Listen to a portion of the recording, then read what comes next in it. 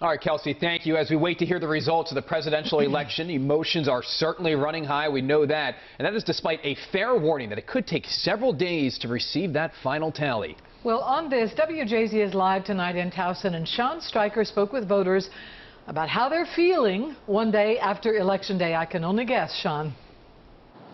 Yeah, Denise and Rick, certainly a range of emotions from relief that this election is over to anxiety about what's to come. But doctors say all of these feelings are justified. One day removed from the 2020 presidential election, and a winner has yet to be announced. I would love to have known something yesterday. I stayed up until like 2 o'clock, 3 o'clock this morning. Some states, like Pennsylvania, say it could take days to tally up all the ballots, which has emotions running high. I'm worried that the guy that I voted for won't win. Stressed and anxious. Sort of not feeling anything right at the moment. I'm just waiting to see what's going to happen.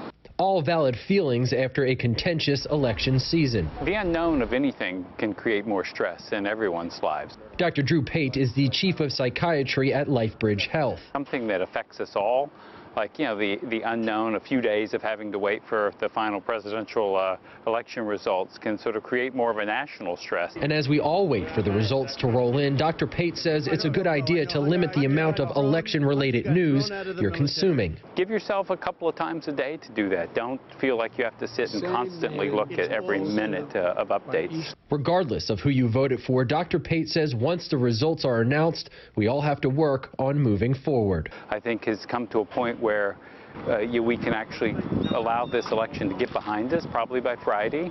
Think of in a more sort of positive way of moving on and getting, and getting along with our lives. Now, Dr. Pate says if you feel that urge to check the results, stick to reputable sources that really stick to the facts. Try to avoid social media. Rick and Denise, we all know that that can be filled with more opinions.